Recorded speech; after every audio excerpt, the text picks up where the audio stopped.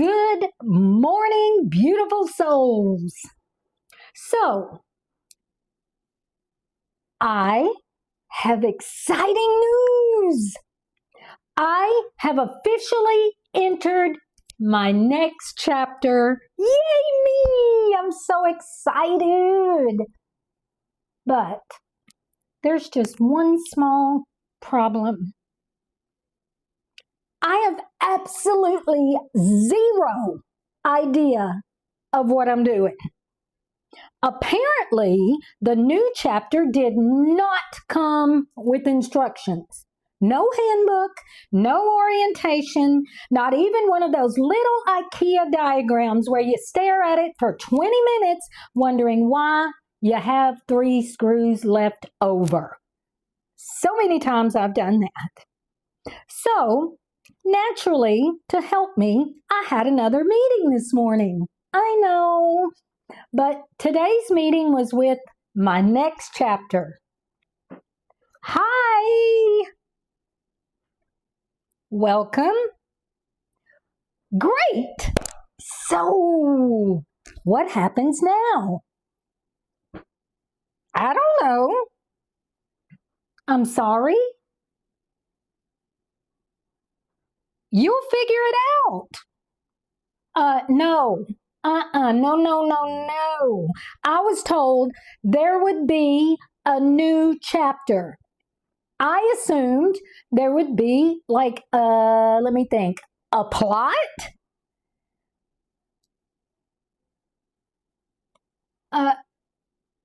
What's my 5-year plan? Don't know. Where will I be, next year? No idea. What's going to happen with my work? We'll see. Love? Now, I really want to know about love. Kari. Okay, fine.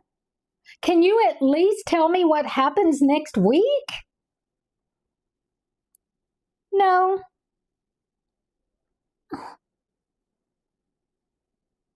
I would like to return this chapter, please. I don't want it anymore. No. But seriously, I've been thinking a lot about this. Why do we believe growth is supposed to feel like certainty? We imagine that once we're aligned, once we've healed, once we've made the decision, once we've released that little old thing, we'll suddenly know where we're going, what we're doing, who we're becoming, and sometimes we just don't. Sometimes you're standing in between that doesn't fit anymore, right? And I don't know what does yet. And that middle space can become incredibly uncomfortable because there's nothing to hold on to. The old answer doesn't work and the new answer hasn't arrived. So our brains immediately say, panic. Quick, pick something. Make a plan. Google it. Ask someone. Create spreadsheets. But what if, hear me out here, what if not knowing isn't evidence that you're lost? What if it's evidence that you're actually allowing something new? Because if we already knew exactly how the next chapter was going to unfold, would it really be new? Or would it just be the old chapter with a different stationery? So, we've talked all week about creating something different, participating, making decisions, releasing, changing our minds.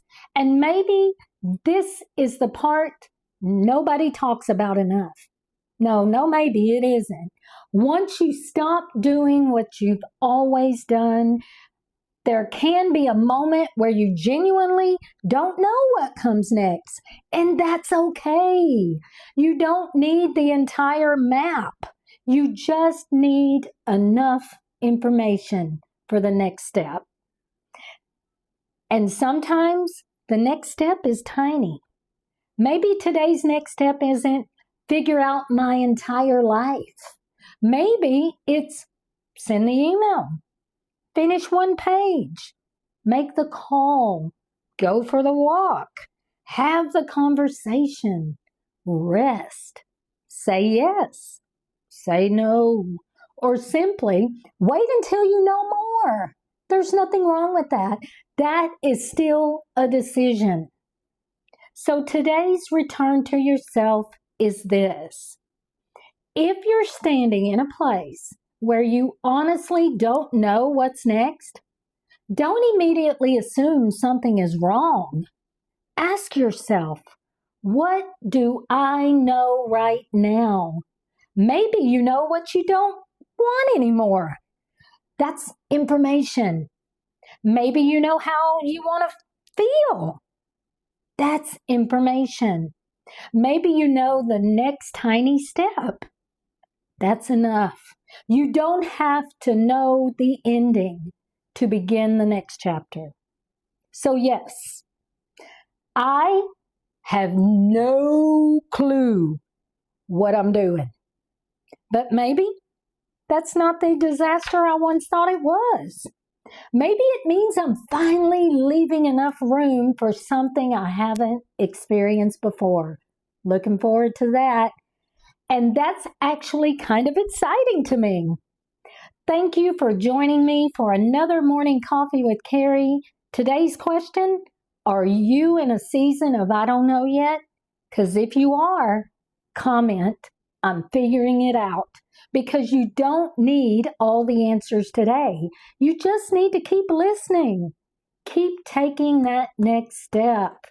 Keep laughing when the plan goes sideways. Believe me, I had to do that this morning.